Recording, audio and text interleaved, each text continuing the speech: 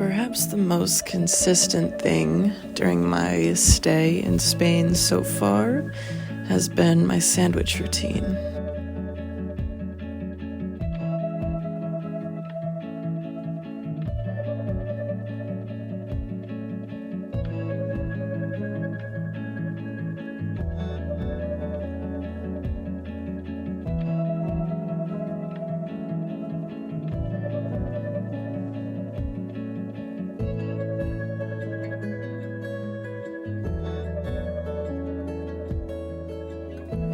The date is Wednesday, February 9th, 2022.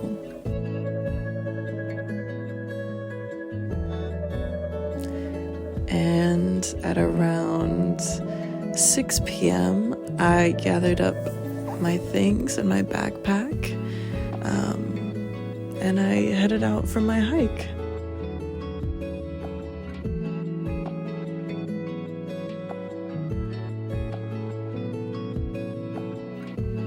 I walked about 45 minutes through the city and up a few winding roads and neighborhoods.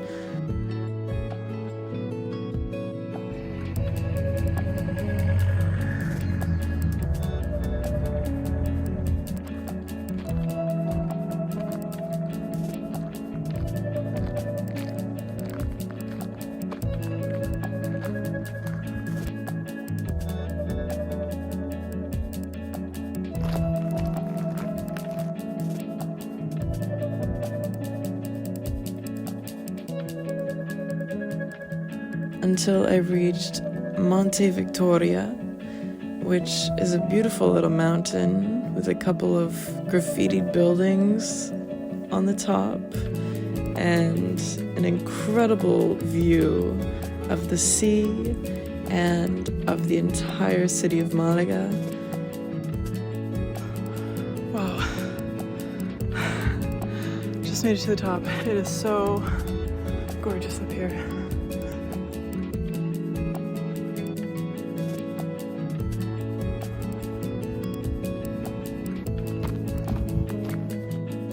So when I got to the top, I sat down on a rock and I did a little bit of journaling and a little bit of staring out into the city as the sun went down and all of the city lights started to come on. And I just thought about how grateful I am for just for being able to be where I am and to be able to do whatever I want and to see such beautiful things every day. I'm so appreciative of it.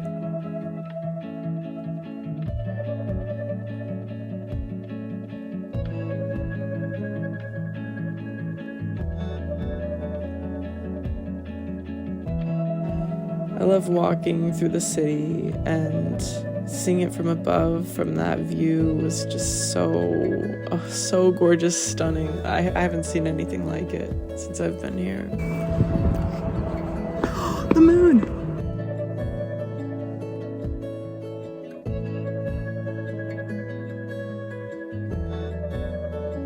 Eventually it started to get a little bit dark, so I decided to head back down before it was pitch black.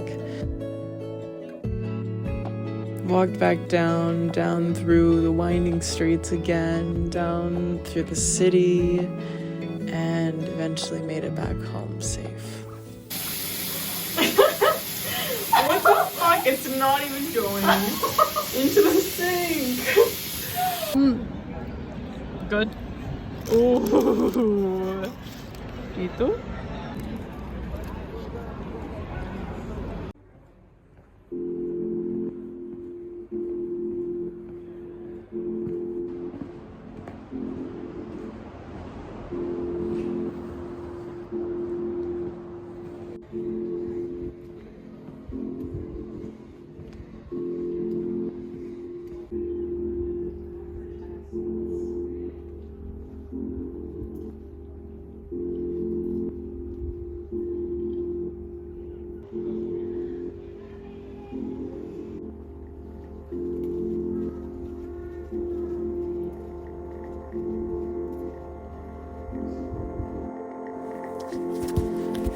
You know, surprisingly, I'm not that sad to leave. Like, I think I've been here for a month, right? And I think I've done so much while I've been here. Like, I've gone to museums and I've met new people and eaten food and just like, you know, I feel like I've done all that I could do in a month here. I don't feel like I wasted any time or anything like that. So I'm just, I don't know, I feel very satisfied. I see you looking for rocks. I don't think I am sad to leave. I'm just like at peace with it. And I'm just like, maybe I'll come back one day. But no, shit, it is kind of sad to think about not coming back, because you leave a place and you're always like, I'll come back one day. But then, years and years pass and you still haven't gone back to that place. And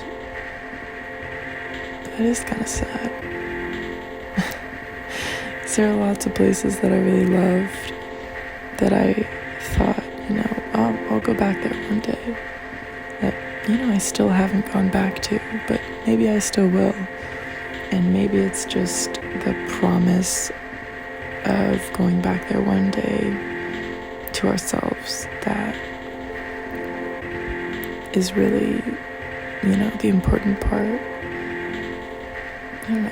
Looking forward to things, looking forward to the future, I think is a really important part of life. And having things to look forward to definitely contributes to my happiness. But I think it's important to also not focus too much on the future.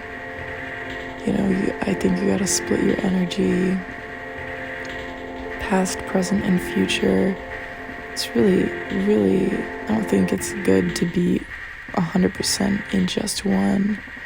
I think you can kind of exist in all three at once. Actually, if you're, you don't want to be living in the past, but it's good to think about the past and to reflect on it and to think about your memories. And, maybe 10, 20, 30%, I don't know, thinking about the past. And then maybe like 40, 50% trying to be in the present. And maybe like 30, 20%, 40% in the future. I'm not sure if those percentages really add up. They're not really too exact, but I think that's what I generally aim for. A little bit of everything, just past, present, and future. It's all part of my life. It's all part of me. I'm not gonna try to stop myself from thinking about the past or from planning for the future, because they're all very vital parts of life. And so is living in the present and just taking a breath and looking around and feeling yourself in your body and in your mind, and just feeling what it is to be alive and recognizing where you are in the world. And being present is really is a wonderful thing as well. Dipping into flow state with maybe some of your favorite activities, just getting out of your head a little bit. That's being in the present, is just not thinking about doing anything else or something that happened. You're just doing what you're doing in the moment, and it's really, really wonderful. But it's hard to do that all the time. I don't know if it's possible to live in the moment 100% of the time. I don't think it is. Not for me anyway. But yeah. Anyway, so I guess, I don't feel sad to be leaving. I feel happy. I feel happy that I was here. I feel happy that I was able to spend 32 days in Malaga. And I feel happy that I'm moving on to another beautiful city that I get to explore and see all new things and hear a new language, and I'm excited for that shift again, even though it's a very big shift, and it can actually be quite scary at the beginning.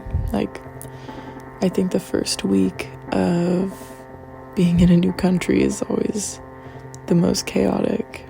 Like, being in Spain, the first week was when I kind of adjusted to the language, found my local grocery store, got a SIM card, found my local exercise class that I wanted to go to, got my bearings for my neighborhood and for the city. You're just kind of lost in that first week, and you're finding your way around slowly but surely. And then, once you got that part down, I think the rest of it flows quite smoothly, and you fall into a pattern really quickly and really easily. I think it's really amazing, the human ability to adapt to new circumstances. I think, we totally have that ability, and I think change is really, really good for humans, for us. And I also think it's really good to experience all sorts of different, climates, cities, people, ideas.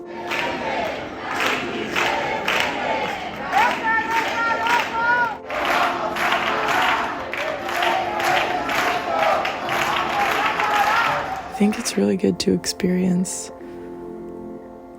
as many different things as you can within a lifetime, but especially I think when you're young, like in your 20s and 30s, when you're just kind of starting your life. I think it's really beneficial to just put yourself out there into every different sort of situation that you could imagine, just so you can get a feel for it and get a feel for what you like and what you don't like. And by doing this, you can make more informed choices in the future. And yeah, I guess that is kind of what I'm moving closer towards, is just knowing myself more and knowing what I like and what I dislike and what else I want to do, what else I want to learn. I feel like this whole journey is just, learning about myself, and it's always a trip to take yourself out of your comfort zone and purposely place yourself in your discomfort zone. But it is remarkable how fast discomfort fades away into comfort once you sit in it for long enough. And I think this whole year will just be an experimentation in discomfort and finding the comfort in discomfort and starting to enjoy it and starting to get used to it, and just pushing the boundaries a lot and stretching myself and my mind, and just seeing what I can handle, seeing what I can do out here. So I think that's my goal, is just to go as far and wide and as absolutely insane as possible. And I think I'm on a good track. I think I've had a good start of just putting myself out there. It's been quite a month. I've met so many new people. It's awesome. I met so many new people in my language class, and in my pole dancing class, and even the doner kebab place. People are so willing to talk, and I really appreciate that, because I think meeting people is actually one of the best parts of traveling. You know, it's not really the monuments that interest me, it's more just the people that you meet along the way and conversations with them. And I don't know, everyone has a different story and everyone has something they can teach you and something they can add to your life, and I think that's really quite special.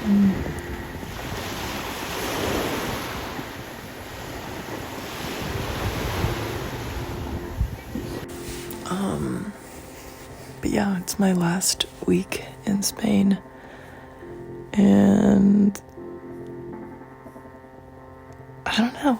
I mean, I don't really know how I feel about it exactly, other than I feel excited for what's next.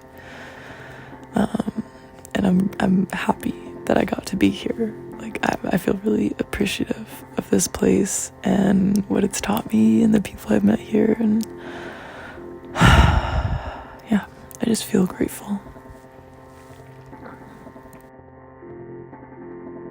Okay, well, I'm going to listen to some Spanish music now and go to bed. So I will talk to you later. I love you. Bye.